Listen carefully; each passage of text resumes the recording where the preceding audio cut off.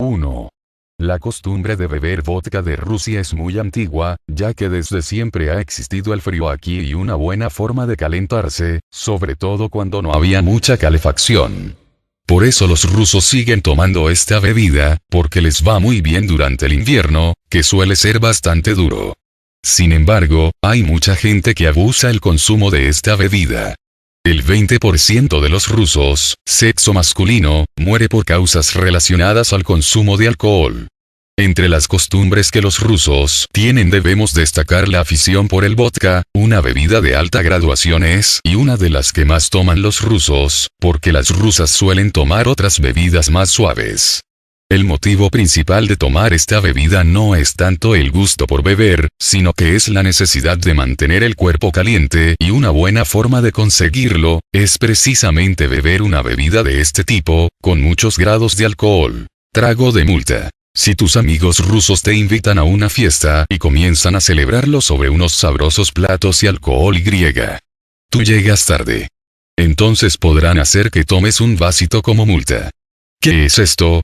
Comenzó en la época de Pedro el Grande, cuando quería que sus subordinados no llegaran tarde. Así que los que lo hacían tenían que beberse 1,5 litros de vodka. No sabemos si consiguió que la gente dejara de llegar tarde, pero la tradición sobrevivió, aunque afortunadamente tus amigos rusos solo te pedirán un trago. Beber por salud. Incluso si no sabes ruso habrás oído el brindis que dice Vases Здоровье. Por tu salud. ¿Cómo se vincula el alcohol a la salud? En la época de Iván el Terrible, los rusos utilizaban el vodka para hacer tinturas medicinales. Sin embargo, la bebida ha cambiado un poquito, aunque un buen brindis a la antigua siempre entra bien. Cuando un invitado tiene que salir de una fiesta, el anfitrión normalmente le propone un trago para el camino. En ruso suena como para una palo andante napososok. Antiguamente el invitado colgaba un pequeño vaso en el asa de un palo y si el vaso se caía, debido al mal equilibrio, uno tenía que quedarse toda la noche, para evitar un mal camino. Quizá fuera uno de los primeros test de alcohol antes de que inventaran el alcoholímetro. En cuanto se sirve el vodka en los vasos, hay que retirar la botella de la mesa. Se dice que esta tradición viene de las guerras napoleónicas.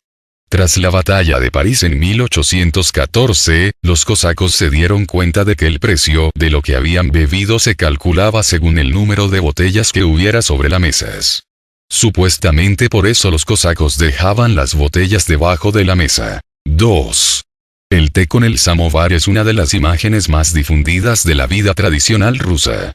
Es difícil encontrar un ruso que no haya oído hablar de este utensilio o no tenga al menos una idea de lo que es. Sin embargo, el samovar no solo es un curioso sistema para calentar el agua y mantener su temperatura. Es un vistoso fenómeno del arte decorativo y la producción manufacturera.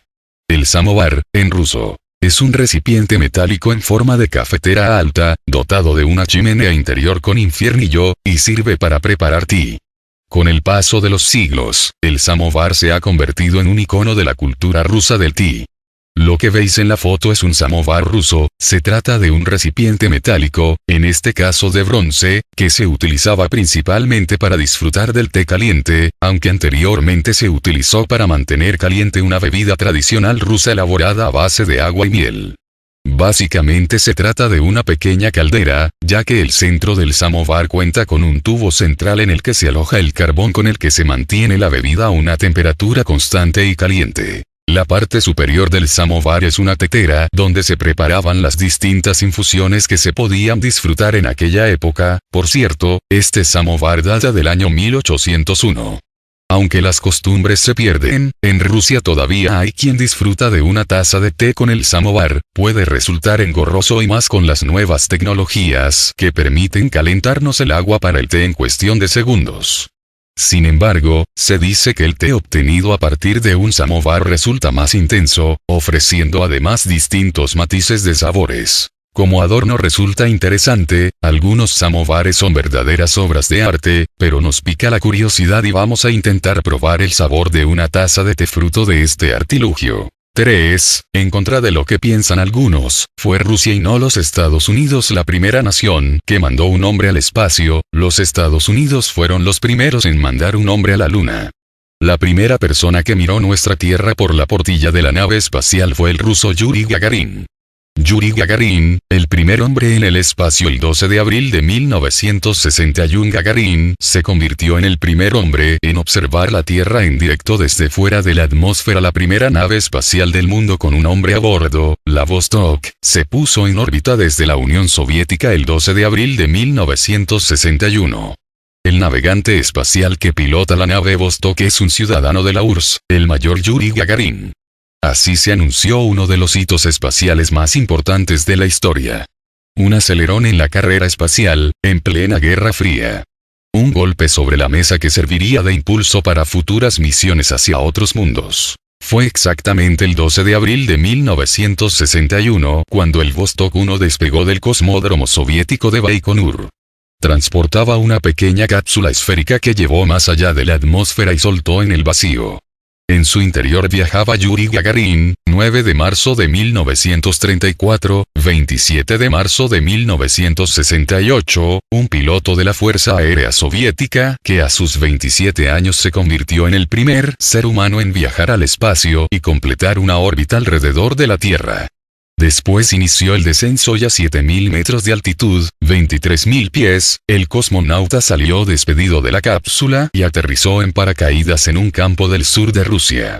7 años después de aquel viaje de 108 minutos, que lo hizo célebre en el mundo entero, Gagarin perdió la vida al estrellarse en un caza durante un vuelo de entrenamiento. 4. El compositor ruso Piotr Tchaikovsky compuso las más famosas obras de ballet del mundo. El lago de los cisnes, el cascanueces y la bella durmiente del bosque. Durante los principios del siglo XX, los bailarines rusos Anna Pavlova y Václav Nijinsky se hicieron famosos, y el empresario Sergei Diaghilev y sus ballets rusos viajaron por el extranjero influyendo en el desarrollo de la danza mundialmente. El ballet soviético mantuvo y perfeccionó las tradiciones del siglo XIX, y las escuelas de coreografía de la Unión Soviética produjeron estrellas de fama internacional una detrás de otra, incluyendo a Maya Plisetskaya, Rudolf Nureyev, y Mikhail Baryshnikov.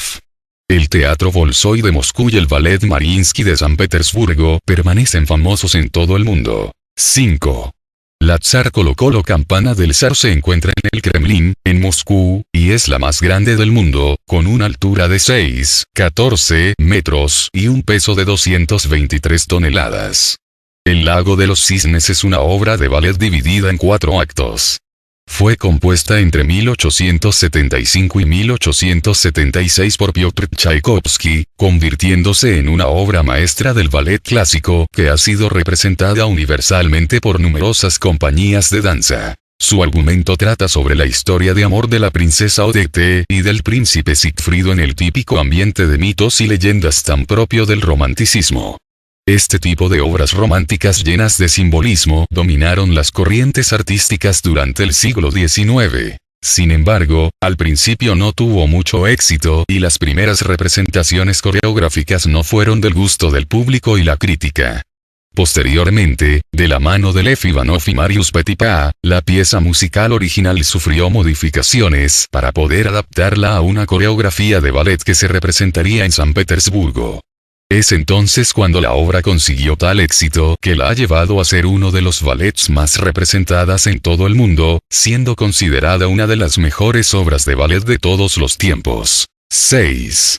San Petersburgo alberga hasta 100 festivales culturales y artísticos al año, de los que al menos 50 son eventos internacionales. Las Noches Blancas de San Petersburgo. Cuando la ciudad no duerme, una de las mejores épocas para visitar San Petersburgo es durante el periodo de las Noches Blancas, cuando el sol nunca se pone y la ciudad cobra vida durante las 24 horas del día con festivales, actividades, conciertos y horarios de apertura más amplios de museos, restaurantes y tiendas. En este artículo te explico qué son las Noches Blancas y cuáles son los principales eventos que tienen lugar en San Petersburgo durante esta época. San Petersburgo es una ciudad muy conocida por sus noches blancas o en ruso, Beliye Nochi, un fenómeno atmosférico que se produce desde finales de mayo hasta mediados de julio, durante el cual el sol no llegará a ponerse nunca de forma completa y el cielo sigue iluminado durante toda la noche con una luz parecida a la del atardecer, sol de medianoche. No es un fenómeno único de San Petersburgo. Mucha gente cree que es un fenómeno que se produce únicamente en San Petersburgo, pero lo cierto es que es un fenómeno típico de las regiones cercanas al círculo polar ártico, en las que existen otras ciudades más pequeñas en las que este fenómeno es más espectacular. Las noches blancas pueden disfrutarse en muchas otras ciudades de Rusia, Suecia, Noruega o Finlandia. Sin embargo, podría decirse que San Petersburgo se ha apropiado de este fenómeno, al ser la ciudad más cercana al círculo polar ártico, que supera el 1.000.000 de habitantes, y donde más activamente se celebra mediante diferentes actividades, eventos y festivales. Es una época de celebraciones y festivales que no pare la fiesta. Las noches blancas de San Petersburgo se han convertido en una auténtica atracción de la ciudad y suponen el inicio de un periodo muy festivo en la ciudad, no solo porque coinciden con las fiestas mayores de San Petersburgo, 27 de mayo, sino también por muchos otros motivos. Durante este periodo la gente pasea por las calles durante la noche, dada la ambientación existente, sobre todo durante los fines de semana. Los turistas aprovechan para ver cómo se levantan los puentes levadizos de la ciudad mediante cruceros en barco sobre el río Neva a partir de la 1 de la madrugada. También tiene lugar el Festival de las Estrellas de las Noches Blancas en el Teatro Mariinsky, con espectáculos de ópera, ballet y música clásica. También hay espectáculos de folclore, ballet y ópera al aire libre. Con la llegada del solsticio de verano, tiene lugar el Festival de las Velas Escarlatas, que puede llegar a reunir a más de 1.000.000 de personas. También se inauguran oficialmente las fuentes de Peterov, y los museos amplían sus horarios. 7. Hay 2.000 librerías, 100 organizaciones dedicadas a los conciertos, más de 80 teatros, 62 cines, 45 galerías de arte, 221 museos y 80 clubes nocturnos solo en San Petersburgo. 8. La estatua de la Madre Patria, también conocida como la Madre Patria Llama. Fue construida en Volgogrado en 1967 para pagar el tributo a la memoria de aquellas personas que murieron en sus funciones durante la Segunda Guerra Mundial. El monumento es más alto en Rusia, está en la 9ª posición de la lista de los monumentos más altos del mundo. La mujer simboliza Rusia y es 2 veces más alta que la Estatua de la Libertad, con 85 metros de altura. 9. Yakutia Diamond Mines es la mina de diamantes en Rusia fundada en la época soviética. Es una de las minas más grandes y fructíferas del mundo y solo se puede acceder en avión. 10. El Kolobok, el héroe del cuento de hadas ruso más famoso, tiene un pariente inglés. Existe el cuento de hadas en Inglaterra de John y Buñuelo, análogo factual del cuento ruso. 11. El pueblo que le dio a Rusia su nombre en Veliki Novgorod surgió la primera forma de gobierno democrática de lo que hoy es Rusia. Hace 100 años, la revolución llevó a Rusia de la era imperialista a la era comunista. De siglos de reinado de los zares al dominio de las estrellas rojas soviéticas. En San Petersburgo, los extravagantes palacios recuerdan los lujosos estilos de vida de los emperadores rusos, mientras que en Moscú, los rascacielos austeros son recordatorios de la rigidez del régimen socialista. ¿Cómo imaginaban los soviéticos de 1960 el año 2017, el centenario de la Revolución Rusa? A pesar de que ha pasado un siglo desde que los rusos se encontraron en el cruce entre estas dos grandes fases de la historia de su nación, muchos todavía están en desacuerdo entre sí sobre qué periodo y qué ciudad tuvo el mayor impacto en la cultura rusa de hoy. Es la discusión de dónde surgió el patriotismo tan arraigado que sienten los rusos. Mientras que los residentes de Moscú y San Petersburgo han debatido durante años si los soviéticos o los zares fueron los que plantaron la semilla del nacionalismo, los habitantes de Veliki Novgorod, conocido simplemente como Novgorod, insisten en que fueron los vikingos. 12. Cultura rusa. Hoy en día quedan las medievales paredes de ladrillo rojo del Kremlin de Novgorod, consideradas Patrimonio de la Humanidad de la UNESCO. El Museo del Estado Unido de Novgorod, con sus exposiciones y artefactos que detallan la historia de la ciudad.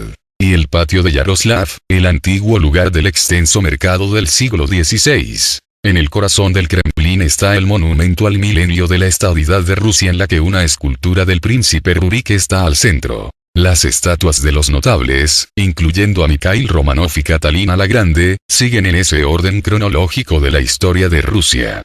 Pero la figura principal siempre ha sido Rurik. Los habitantes de Novgorod se sienten orgullosos de haber sido la sociedad que sembró la cultura rusa de hoy. En la Rusia contemporánea, Rurik es una especie de figura simbólica rodeada de un círculo mítico, dice Adrián Selin, profesor e investigador del Departamento de Historia en la Escuela Superior de Economía de San Petersburgo. Con el tiempo, Rurik se ha convertido en una leyenda tan simbólica que la Unión Soviética estaba en contra de que hubiera documentos que lo señalaran como el fundador de Rusia. El régimen llegó a decir que la idea de que existiera era una invención fantasiosa. Las autoridades soviéticas rechazaron que Rurik fuera una persona real, porque la pronunciación de su nombre sonaba alemán o escandinavo, no eslavo como los rusos modernos se identifican a sí mismos, explicó Selin. ¿Por qué la Revolución Rusa de Octubre se celebra en noviembre? No obstante, los novgorodienses han insistido en que el príncipe Rurik fue real y que él y sus parientes ayudaron a establecer las bases de la cultura rusa. Al mismo tiempo que afirma ser el lugar de nacimiento de Rusia, Novgorod es también un centro importante de la propagación de la religión ortodoxa rusa. Vladimir el Grande, gobernante del entonces Rus de Kiev entre 980 y 1015, tomó la decisión de unir a su pueblo bajo una misma religión después de una serie de conflictos entre cristianos y paganos.